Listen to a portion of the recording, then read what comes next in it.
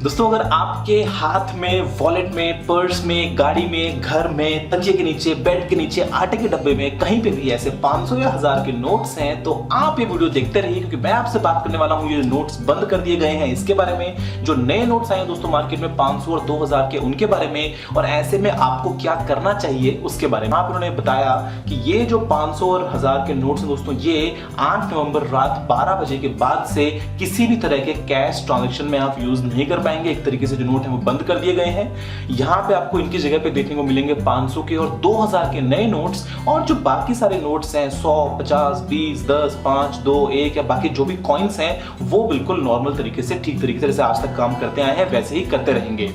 दोस्तों ये एक बहुत ही बोल्ड स्टेप है। अगर मैं आपसे बात करता हूं ब्लैक मनी के अगेंस्ट किसी भी तरह की फाइट को लेके, या फिर अगर मैं आपसे बात करता हूं नकली नोटों के अगेंस्ट किसी भी तरह के एक्शन को लेके, तो यहाँ पे दोस्तों एक बहुत ही बोल्ड मूव है, बहुत ही बड़ा मूव है, और मुझे पूरा भरोसा है कि इससे हमारे देश को काफी फायदा होगा। अब ऐसे में हो सकता है कि आपके पास में घर में ऐसे कुछ नोट्स हो, आपके वॉलेट में मेरी तरह कुछ ऐसे पैसे पड़े हों, तो आप अब उनका क्या कर सकते हैं। तो देखिए दोस्तों यहाँ पे जो बात है वो ये है कि कल 9 नवंबर को सभी बैंक्स बंद रहेंगे, जो एटीएम्स हैं वो भी काम नहीं करेंगे।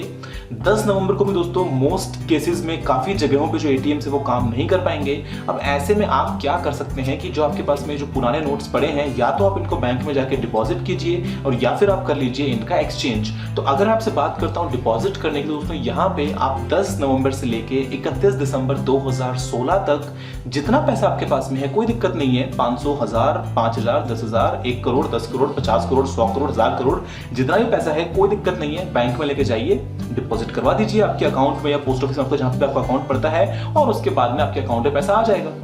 फर्क सिर्फ इतना है कि अगर वो 2 नंबर का पैसा हुआ तो आपको देना पड़ेगा वहां पे टैक्स, और अगर आपकी मेहनत की कमाई है, अगर आपने टैक्स दिया हुआ है तो आपको इसमें घबराने की कोई भी बात नहीं है। ऐसे में दोस्तों अगर मैं आपसे बात करता हूं कुछ इंपॉर्टेंट ट्रांजैक्शंस की जहां पे आपको पैसा एक्सचेंज ही करवाना है, तो आप वो काम भी दोस्तों करवा पाएंगे बैंक्स में, पोस्ट ऑफिस में या फिर सब पोस्ट ऑफिस में। और यहाँ पे दोस्तों जो लिमिट है वो है 4000 रुपए पर डे की, और ये दोस्तों आप जो है शुरुआत में 10 नवंबर से लेकर 24 नवंबर तक करवा सकते हैं 4000 की लिमिट के हिसाब से। बाद में जो लिमिट है वो बढ़ा दी जाएगी, लेकिन इसके लिए आपको साथ में लेके जाना पड़ेगा कोई भी अपना आइडेंटिटी प्रूफ, जैसे कि आपका लाइसेंस, वोटर आईडी कार्ड, आधार कार्ड, पासपोर्ट वगैरह वगैरह। अब दोस्तों इसके अलावा यहाँ पे कुछ और बातें आपको जो ध्यान में रखनी चाहिए वो ये कि अगर आप एटीएम से विड्रॉ करेंगे पैसा 11 नवंबर, 10 नवंबर, 12 नवंबर आने वाले दिनों में, तो यहाँ पे दोस्तों जो लिमिट है वो है 2000 रुपए आप एक दिन में एक कार्ड से विड्रॉ कर सकते हैं। इसके अलावा अगर आपको आपके बैंक में ओवर द काउंटर विड्रॉ करना है दोस्तों, यहाँ पे जो लिमिट है पर डे वो है 10,000 की, और एक हफ्ते में आप 20,000 रुपए से ज्यादा का विड्रॉ नहीं कर सकते हैं।